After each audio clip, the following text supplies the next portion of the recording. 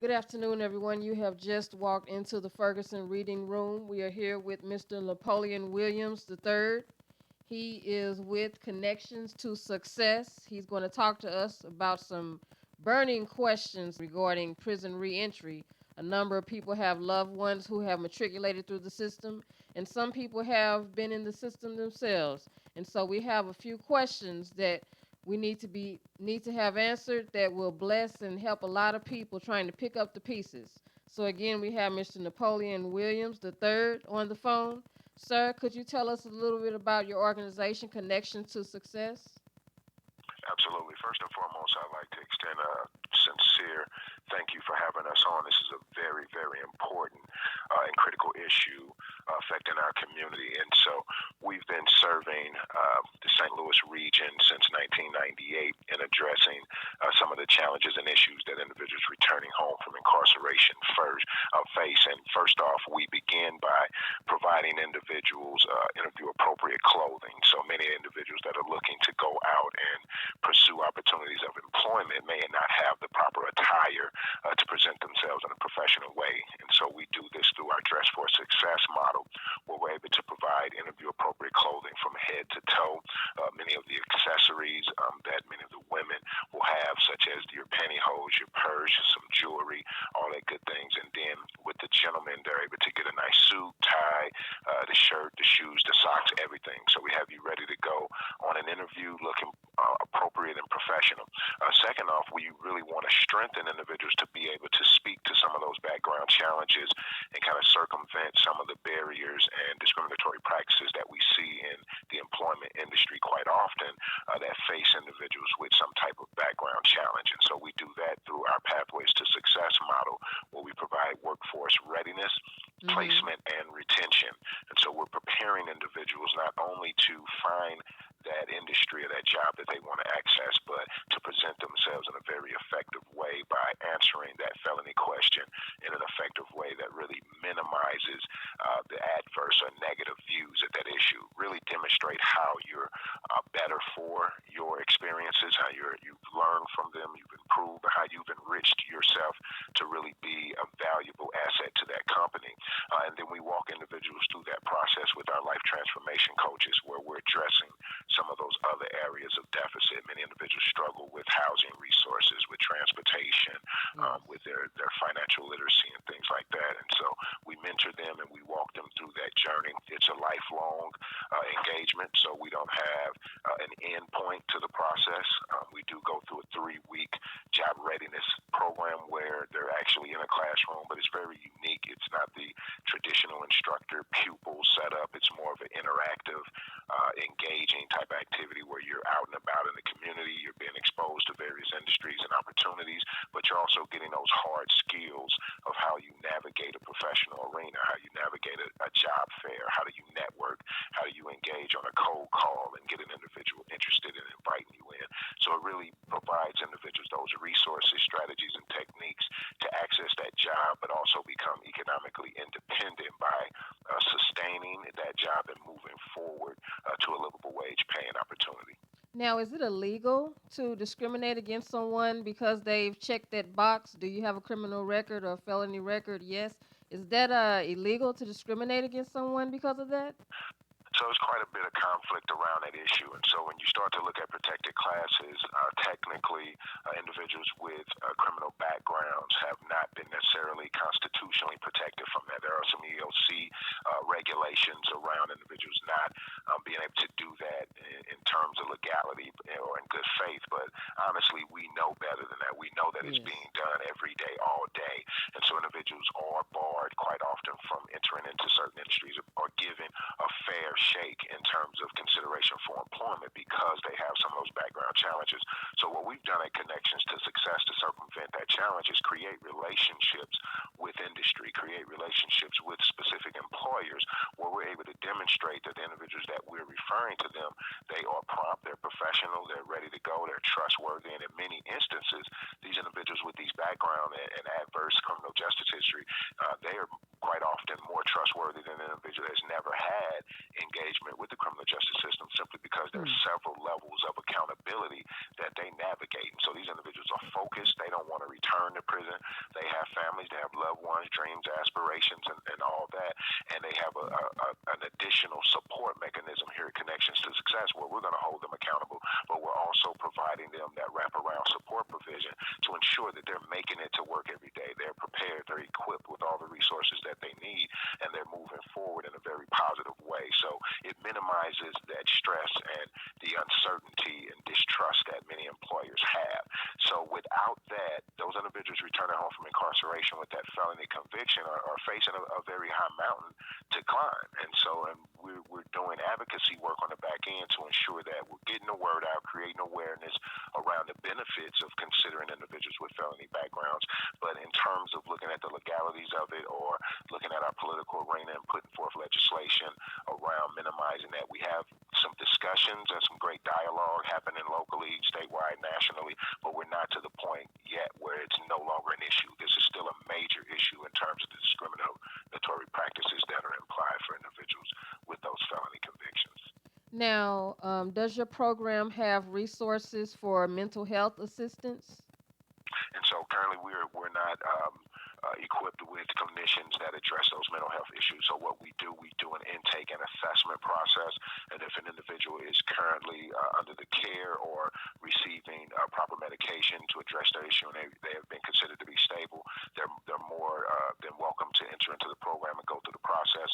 For individuals who are not receiving any care or any attention for their illness, we connect them with resources, and many of the problems that we face is accessing that mental health provision in terms of insurance or having the proper wherewithal and knowledge to how do I access help and assistance in that area.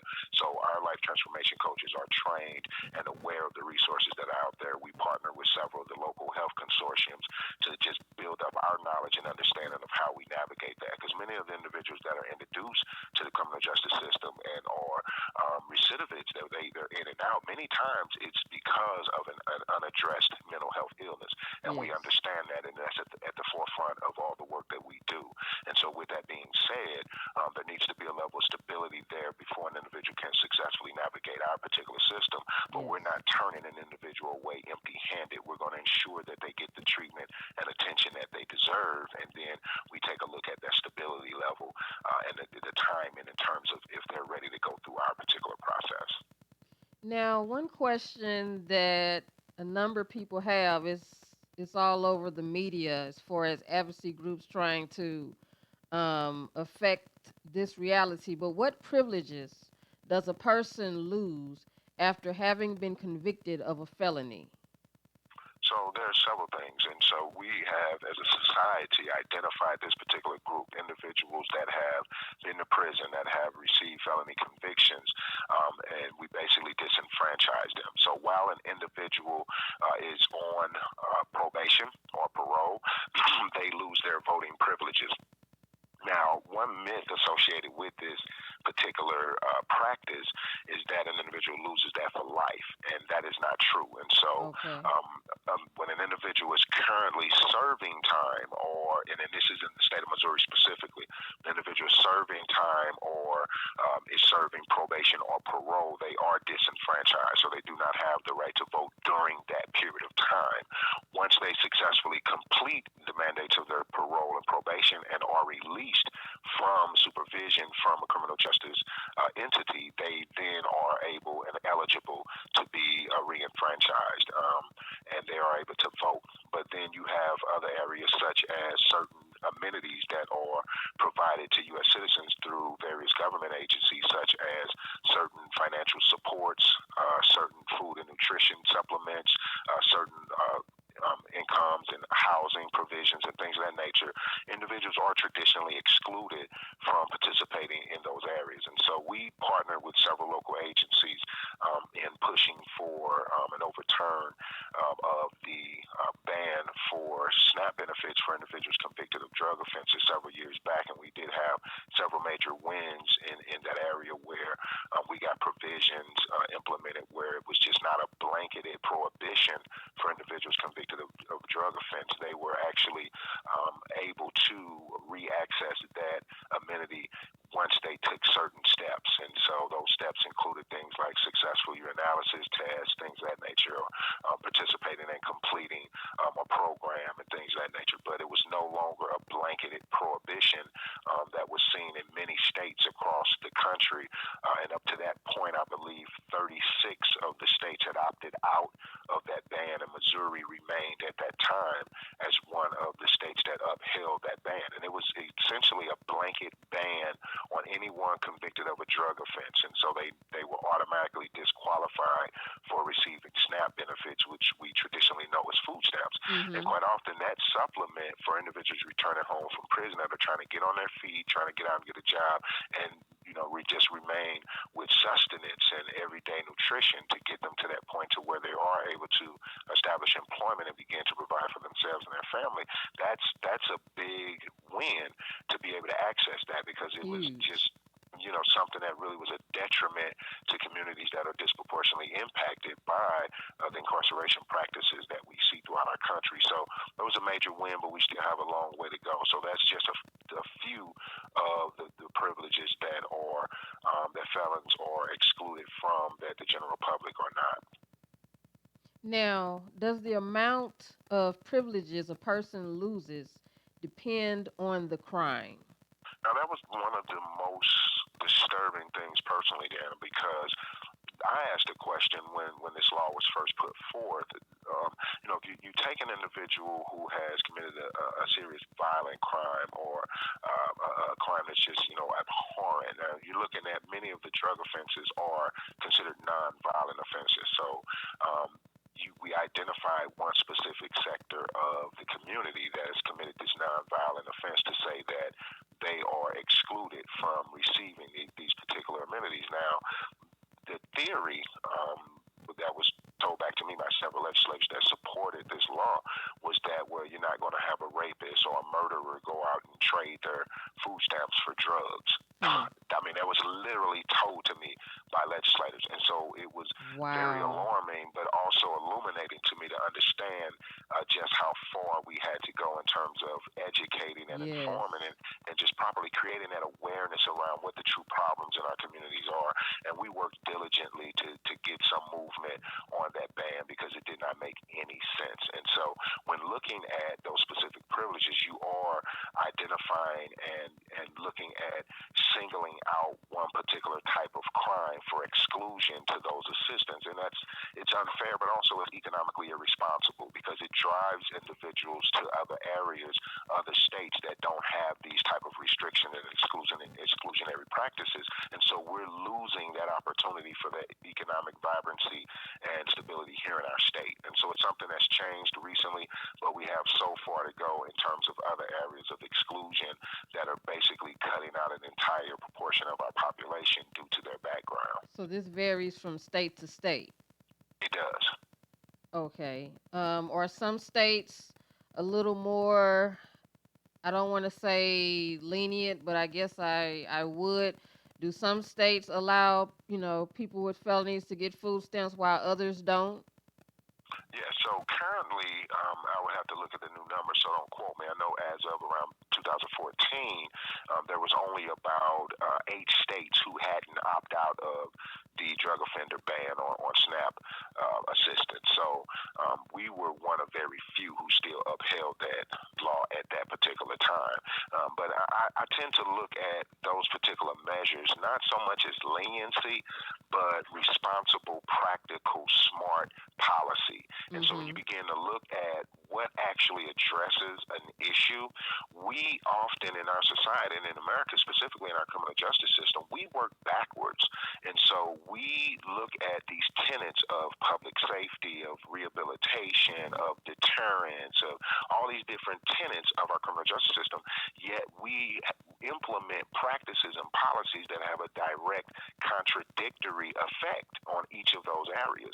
And so we're not increasing public safety, we're not deterring, we're not rehabilitating individuals. Everything is just to the opposite.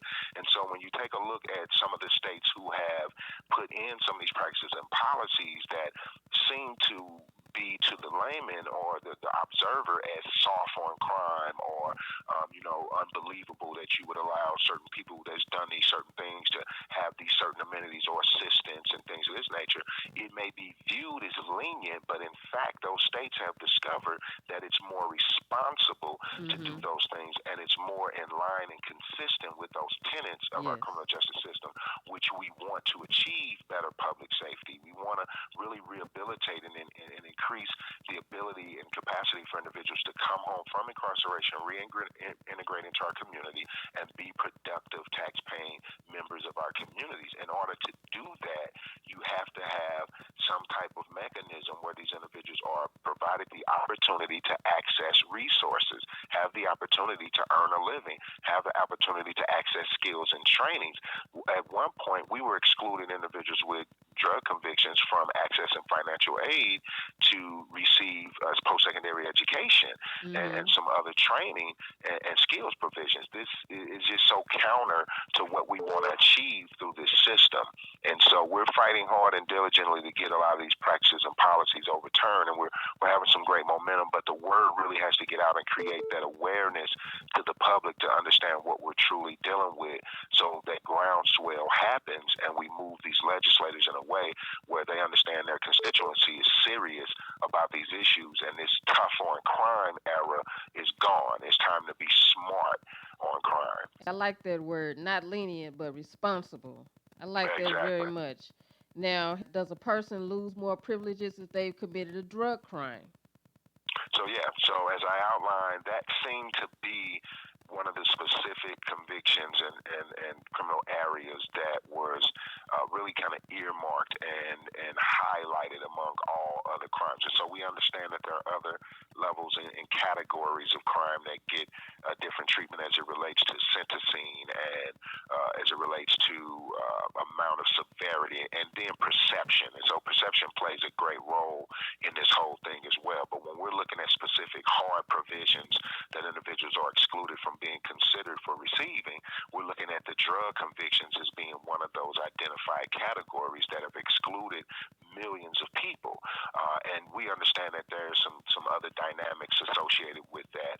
And that's why you're hearing these buzz terms like looking at these problems through a racial equity lens, looking at these things in terms of criminal justice reform and sentencing reform and all of these things. We understand that over time, historically, in this country, these things have been racially biased. They have been discriminatory to communities of color. It's been exclusionary and specifically designed in a way that has brought about high levels of disproportionate adverse impact on specific communities. So we understand that. So when we're looking at the whole quote-unquote war on drugs, we know that there was a specific target in terms of communities that were aggressively policed in this area. I mean, science and research after research has demonstrated that African American communities were no more likely to engage in drugs, be it drug usage or selling of drugs, but yet they were like 4 times more likely to be arrested and convicted and sentenced for these things. And so that raises that question around what are our policies and our practices really doing to address this issue other than disproportionately adverse impact on communities of color. And so to answer that question more simplistically, yes. So drug offenses were specifically identified as a category that was addressed a little bit more harshly as it related to excluding individuals for certain provisions. And a number of those concerns that you just addressed, people have gone on to consider them to be the new Jim Crow, just like the novel by Michelle Alexander, The New Jim Crow. Yeah, Alexander, she outlines that beautifully in the book. And this is not, this anecdotal type of personal experience issue of what you've observed in the neighborhood thing. This is things that are backed by scientific studies. And so we see that we have these random assignment evaluations of programs and law enforcement practices and criminal justice numbers in terms of sentencing and incarceration rates and all of this stuff. The numbers are in, and the numbers don't lie. And so we clearly know that this is an issue. I think where a lot of the debate comes in at is how do you reverse this? How do you address it? How do you effectively impact significant change instead of continuing to tickle the tip of the iceberg? Because that's what we're doing in many respects. We're tickling the tip of the iceberg with these modest policy changes. It really has to be a paradigm shift in how we address these issues. Okay, now we talked about discrimination, and this is something that comes up a lot in people's lives. Can a person lose their housing if their landlord finds out that they've been to prison? So yeah, so several things are involved in that question. First and foremost, you have certain types of housing, which would be low-income public housing. There are provisions embedded in the provision of that particular type of housing that quite often prohibits an individual from having a felony conviction and accessing that particular type of housing. And that practice is quite rampant. And so we found examples of individuals who may have come home from prison and utilized a family member as their home plan. Yes. And that family member, by living in that particular type of housing, is really required not to have someone in the home that would have This is true. a felony conviction. And so you can look a little deeper into that circumstance to look to say, okay, we're going to validate why. But I kind of come down on the side of this whole unilateral blanket prohibition because, in many instances, you see case-by-case basis where these individuals haven't a crime that is relative to any of the argument that some of the powers that be outline why it's a safety hazard or why it should be a prohibition of individuals being considered. It's just not consistent. It's just a blanketed prohibition for individuals to access this type of housing. So we've seen individuals actually lose their public housing Is that legal? benefits because of that. Is it legal for them to lose? Well, I guess it is legal for them to lose their benefits if they lose them. Right. So it's part of the contracts, part of those requirements that an individual that is accessing that particular housing. Now, when we begin to look at more of the private sector and the way that's broken down, one thing about it, this whole question around legality is a very tricky one because essentially what you're talking about is a violation of one's civil rights. And so it's very difficult for someone to demonstrate that this particular move, this being some type of prohibition, restriction, or a sanction placed on someone solely because they're a member of a particular class, such as an individual with a felony conviction. It's very difficult to demonstrate in a court of law that this individual somehow violated this individual's rights because of them being a convicted felon. And so I think that's where the conversation gets so murky when people are saying, well, that's not legal to do that. That's a violation of an individual's constitutional rights. That's a very tricky element and area to go into. So until we get to the point to where we have clear delineated language on the books and our statutes that prevent and prohibit that type of discrimination, the same as we had to do in 1968 with the Fair Housing Act. The Fair Housing Act, it specifically, explicitly prohibited the exclusion of discrimination based on race, religion, age, gender, that whole nine. What was not listed in there was individual convicted of a felony. And so until we get to the point to where that specific language is outlined in statute, we have to kind of deal with creating that awareness and education around who are we dealing with when we're dealing with the reentry population. We're dealing with our brothers, our sisters, our mothers, our daughters, cousins, aunts, members of the community. These are extensive. These are our family members. These are humans. These are individuals who belong to us. They're ours. So they're not, aliens from another country. We can't send them off on a deserted island. They're going to be here in our community. So when we continue to implement and utilize these discriminatory and biased type of laws, we're just making the environment one that's much more volatile. We're making it more difficult for them to access these resources in a legal way. Now, are you aware of any grassroots efforts to restore the rights of felons to vote, receive state or federal benefits? Oh yeah, Any in those are on. Missouri? Those are ongoing. One of the biggest movements now that's really experienced some groundswell is around the ban the box movement. And so, in looking at the ban the box, essentially, I believe that that's kind of a fundamental foundation for all the movement around removing all the exclusionary and discriminatory practices towards individuals convicted of felonies. Now, in terms of specifically looking at restoring the rights of felons and to vote and receiving state or federal benefits, those have been a little wins along the way.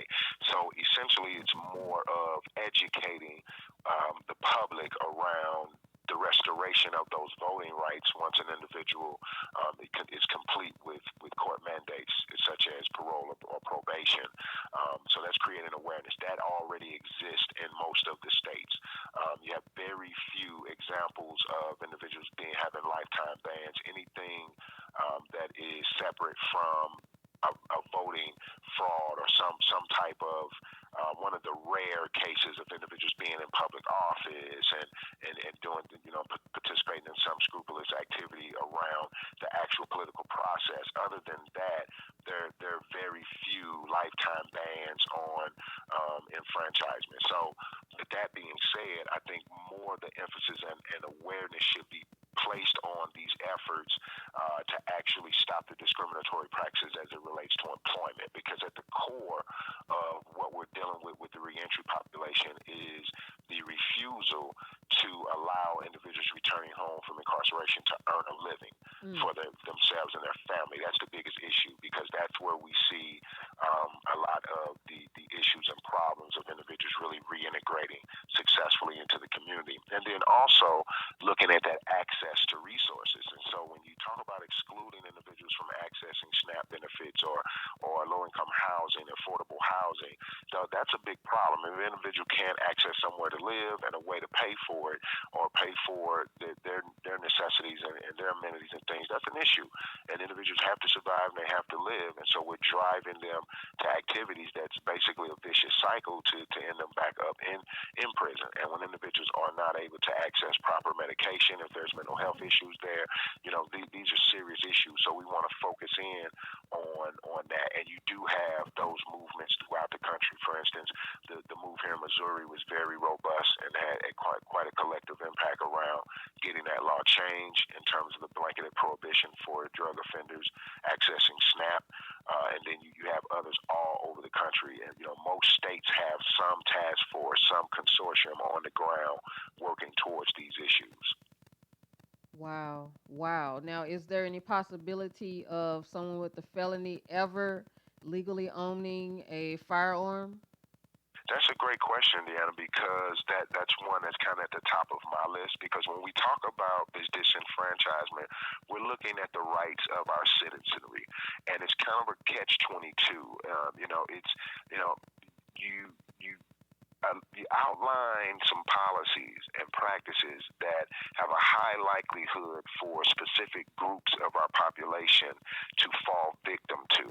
And then you associate certain provisions and prohibitions within that to say, okay, because you did this, this is now associated to you. So what you do is you create a very large proportion of our population who is now excluded from truly practicing as a U.S. citizen. Yes. And so you begin to ask yourself, okay, why is there a lifetime ban on an individual who may have made a poor choice or may have gotten caught up in a system that was designed around getting them caught up in their community? And I'm not one that's big on the excuses or these conspiracy theories. I'm really big on personal accountability and responsibility.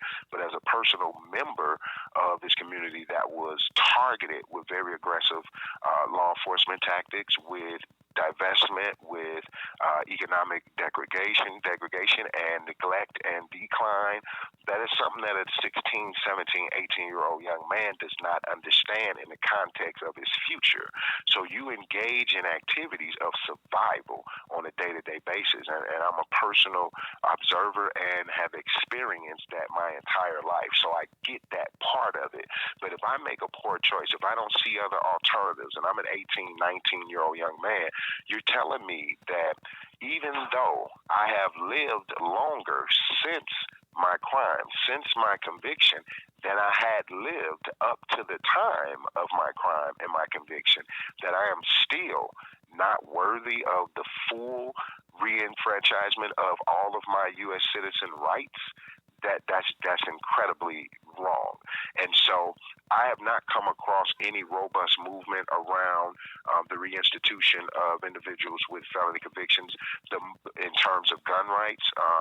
But what That's a I big have one. come across, That's a yeah, big what I have right. come across is small movements and small efforts to get this type of issue on various legislators' desks and get the discussion going.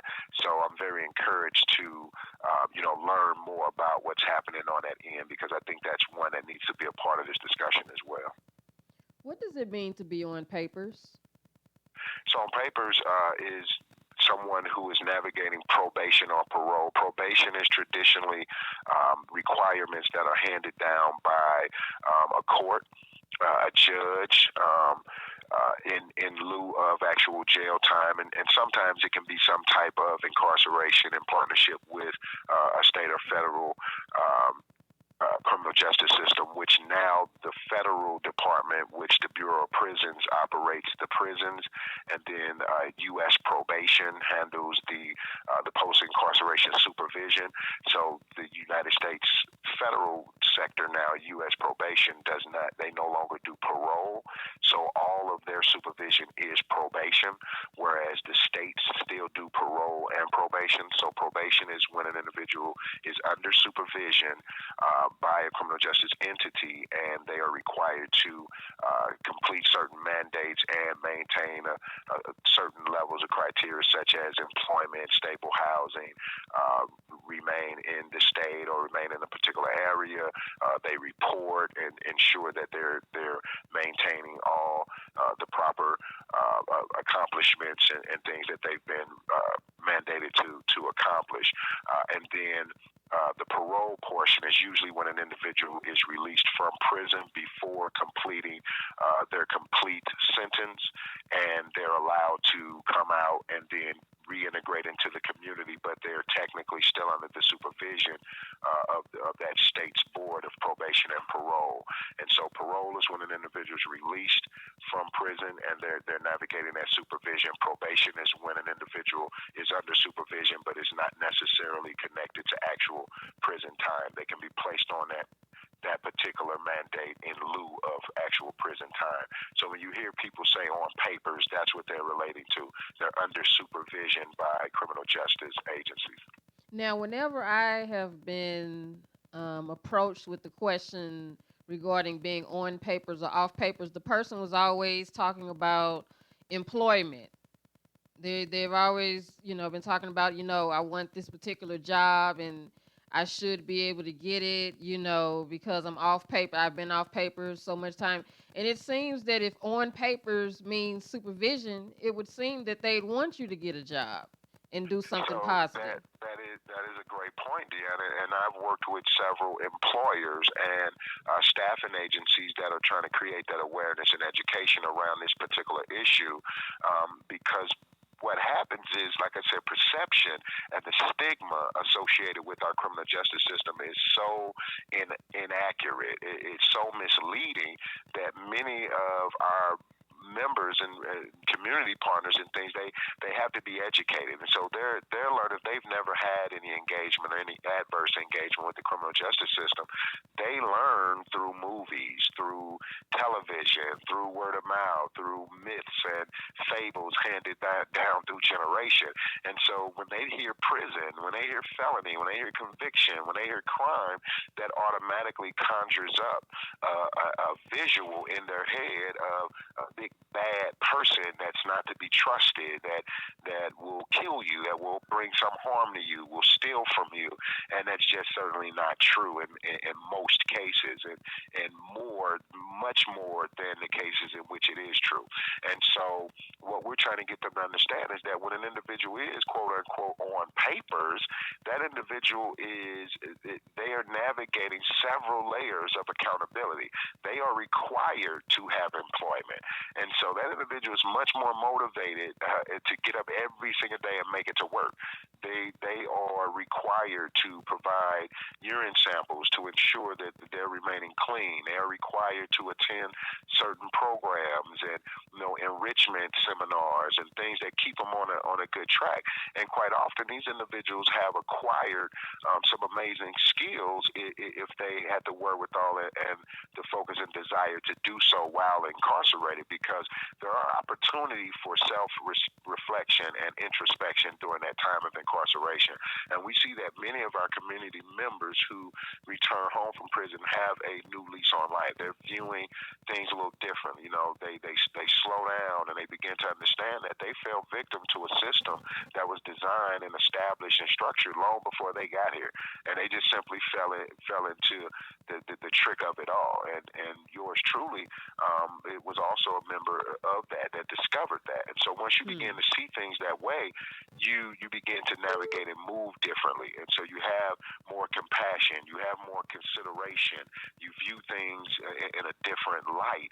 And so that's why you're considered, more trustworthy and someone who would be eligible for great opportunities, maybe even more so than someone who's never had that experience in many cases. But it takes that understanding to view it that way. And if you're still only getting your information from television and the movies and the myths and fables, you won't see it that way.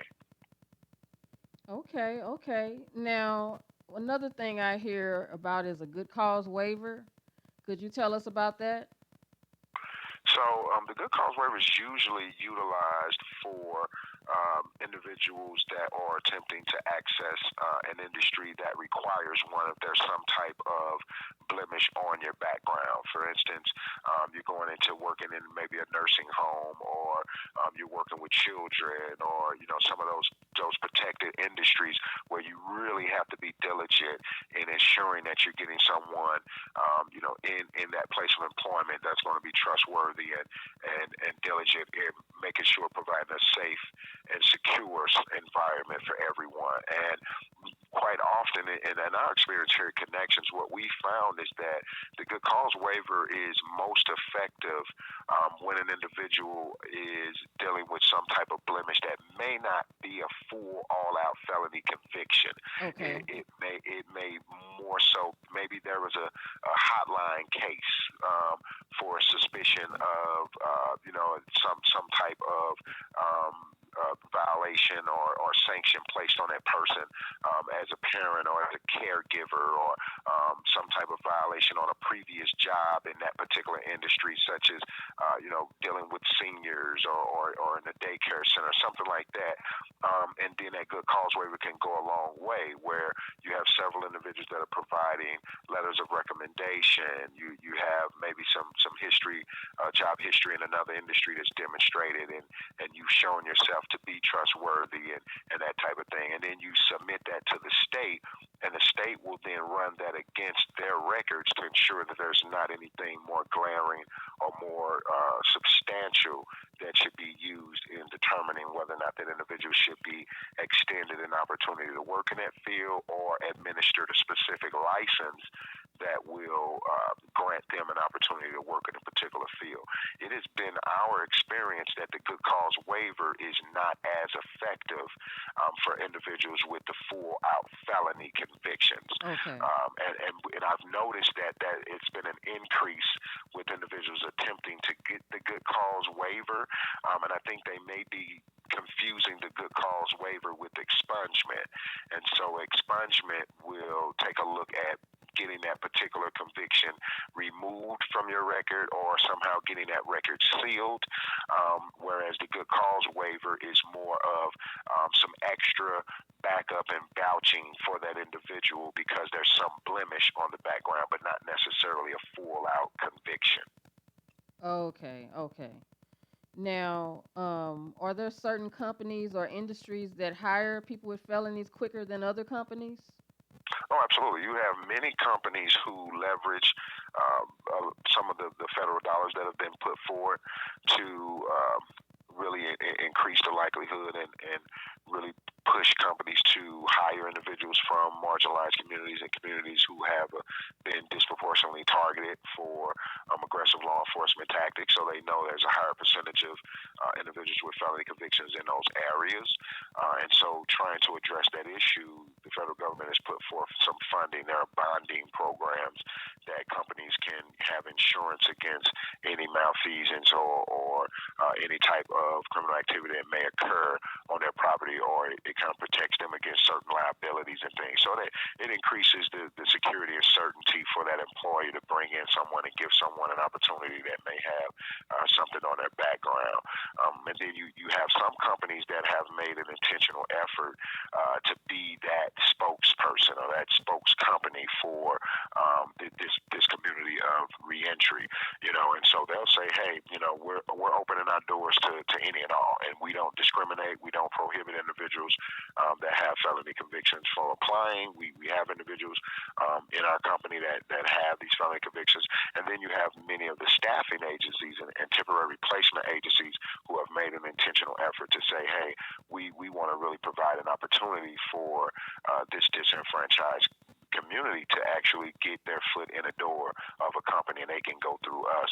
Many of the challenges that we face in that path, however, is that once individuals are considered to come on to those companies under permanent employment, which provides them an increase in wage, they're able to gain benefits, so on and so forth, the real true amenities of having a good job, they're quite often excluded from coming on permanently. But as long as they were with the temporary agency, the company loved them. I mean, they were one of the best employees. But once it was time to come on permanently, and they had to go through the whole hiring practice of that particular parent company, they're then excluded. And that's quite unfortunate. And so what we're trying to do is be upfront and open on the front end. Even though there's individuals coming in through the temp, we want you to know this is a great person here. And if you like them, we want whatever policies you have at corporate to be relaxed and put on hold and get this individual an opportunity. And when that individual has an ally and someone speaking on their behalf and really showing that support and is an advocate for them, we see that happens much more often. But the unfortunate thing is for individuals who don't have that ally, who don't have that advocate, they're quite often bombarded, and they're happy about transitioning over into this permanent position, but then just to find out they've lost their job. And with that being said, you have a high proportion of individuals who have that opportunity that turn it down because they're anticipating losing their job. So they don't even want to go through the permanent employment process out of They'd fear. rather be temporary. Now it's going to be discovered, so I'll just maintain my temporary status. So you've got people working these jobs doing just as good, or if not better, than those making the permanent money and benefiting from the permanent benefits, but still working there and not having an opportunity to move over into that more permanent position. And so both sides of it is very disturbing, and it's something that we're working diligently to reverse. If someone gets a GED or a degree in prison, from what you've seen, does that improve a person's prospects for getting meaningful employment if they get those things inside the prison system? Yeah, it most certainly does. Getting those, period, whether or not they're getting them on the inside or if they get them when they get out, the biggest thing is getting them. There are many opportunities for advanced training and skills and things that require an individual get that base GED/high set. And without that, an individual is really struggling to navigate to get any type of livable wage paying job.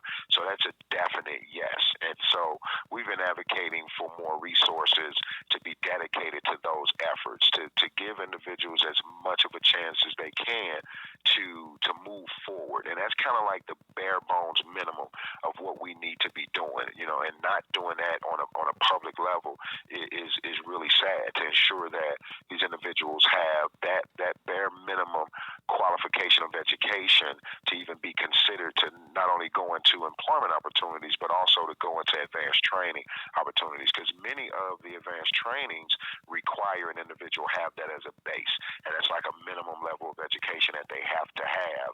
And many times individuals can incur that cost associated with securing that GED. And so if they're able to get it while they're on the inside, that's awesome. That's great. It's a great thing. They come home with it. We see that as being a big plus. But we also need to take a look at if individuals are coming home and don't have it, how do we allocate more funding to ensure that we're providing some resources to offset that cost, because it's not a cheap test. Well, sir, I'm going to ask you a question, a personal question. What made you want to do this work? So I can't actually say it was a want. I would say it was an assignment. And so it's a purpose-driven type thing. I had an experience where, I grew up amidst all of the things that I work to address now, the challenges, the exclusionary practices, discriminatory practices, divestment, neglect, decline, violence, drug addiction, You're saying you experienced that? involvement. Oh, absolutely. Absolutely. So by the first 30 years of my life, that's what I was engulfed in. And so it came a time to where I began to, ask the question of why. Why is this my norm? Why is this the norm of my loved ones? Why is this the norm of everyone I'm surrounded around? And why is it so difficult for us to get to a point to where we're realizing that American dream? That I felt that was not fair. I felt it had to be a reason behind it. And so I began to seek out that reason. And what I found was that many of our communities are still reeling from the historical practices and policies of this country, and it's honestly not being addressed at any robust way. I think we throw a lot of things at it, hoping something sticks. We make a lot of excuses. We like to isolate it and cover it up, and we just don't look at it. Hey, if it's over there, it's not in my backyard. It's okay. It's not happening where I sit, and it's okay. Fine. We're going to make some reason why it's happening to those people. It has to be some flaw of those people. It's something they're not doing or something that they are doing that's putting them in that position, and I disagree with that. I disagree with that wholeheartedly and fervently. And so I felt, as one of those individuals that came from that environment, that has the wherewithal, was blessed with intelligence and critical thinking ability, and the capacity to learn more and access different arenas and resources and learn strategies and techniques to address this issue. That was my responsibility to do it. And so that's why I got involved in community organizing and advocacy work, and looking to change the whole fabric of communities like the one I came from. And I enjoy the work. It's very rewarding. It's taxing and challenging, but it's something I can't imagine not doing. So you've experienced loved ones navigating their way through the system. You know what it is to put money on someone's books. Oh, absolutely. I have a brother who's currently incarcerated as we speak. How long have you been doing this work? 10 years now. So formally, 10 years, about close to 20 years informally. And so I just began by volunteering, coaching Little League football, volunteering at the local church, mentoring, all of that good stuff, trying to, find my way in terms of how I could do the work more formally. And so for about 10 years now, actually having that infrastructure and capacity to get out and actually do the work with funding behind us, with infrastructure, with facilities, with IT capabilities and all that good stuff, about 10 years. What does success look like for someone who's completed your program? What does that look like? So it's individualized. We truly believe in a non-cookie cutter approach. I often share the exercise with people to imagine that if you play cards, you've just sat down at a card table and you've been dealt the perfect hand. There is no way that you can lose that particular hand. Then I'll ask people, share with me what you got in your hand. Some may say, hey, I got all aces. Some may say, hey, I got a royal flush. Some may say, hey, I got all spades. Well, then I'll say, well, I got all draw fours because I'm playing Uno. Okay. So the key behind that exercise is that we've all been dealt different hands, but quite often we're attempting to play in the same card game, but we've got millions of different hands, and they just don't complement in the same card game. So no one person can set the standard of what success is at that particular card Everyone game, has their because own we're all gifts. everybody has their own hands. So we allow individuals to dream again. And I often refer back to when I was a little boy. I remember people would say, "What do you want to be when you grow up?" Well, I would say, like most young men, young boys, I would say, I want to be a policeman, I want to be a fireman, or I want to be Yes. an NBA star, whatever the case may be. Well, over time, life begins to happen, and those dreams are suppressed, and those dreams never really actually go away. That little boy, that little girl doesn't actually die and go away. They're just suppressed because that individual at that time had no limits. Sky was the limit, but once life begins to happen, certain experiences, certain observations, you begin to learn a little bit about historical precedents and where do you fall within the theme of society and your community and all this type of stuff. And you begin to take on those limitations. You begin to see race, you begin to see gender, you begin to see age, experience, educational level, and all those things begin to limit you. Well, what we do is challenge individuals to dream again. Just dream. If there were no limitations, if there were no attributes associated with your life, there was no labels and titles, what would you want to be doing? And then that's what we begin to work towards. And so we allow individuals to take that journey and define success on their own. We have some specific program outcomes and goals and objectives, which are very simple. We're looking to decrease the level of recidivism. We want to decrease the level of incarceration to begin with. We believe there is need for serious criminal justice reform. We believe in serious investment, economic development in communities. We truly believe in a robust workforce within the regions. We have to invest and work diligently to make sure that we can meet the demands of growing industry. So we have all these organizational goals, but as it relates to an individual, we want them to identify what it is they're dreaming about, what it is they want to accomplish. And quite often you will see that they're not, out of the ordinary dreams. People want to be able to provide for themselves and their loved ones. They want to be safe and secure, and they want to live happily ever after. That's it. So you give an opportunity to an individual to earn a living, a good, solid, honest living for themselves and their family. They happy as punch. So we don't have to outline all these specific. Oh, you got to make this much. You got to get this certain title, this certain job. Individuals are fine with a nice place to live, dependable transportation. They're safe and sound. Their kids are accessing quality education. They have health care insurance. They're able to go to the doctor. Simple things. The simple things in life. And so those are the things that we help support individuals in accomplishment. Is there a website people can go to for more information about your organization? Absolutely. So we're at connections2tosuccess.org. Okay, people can go there and find out what they need to find out for their loved ones or for themselves. Sir, Mr. Napoleon Williams III, I thank you for being here today to answer some of these crucial questions. And I know that someone or their loved one is going to be greatly helped by what you shared with us today. Do you have anything else you'd like to say? I appreciate the opportunity to speak to your listeners, and I encourage anyone that has heard something that speaks to them or they're imagining that it could help someone in their family. I would encourage them to go to our website, connections2success.org, or call our office at 636 940 8027. We're here to help.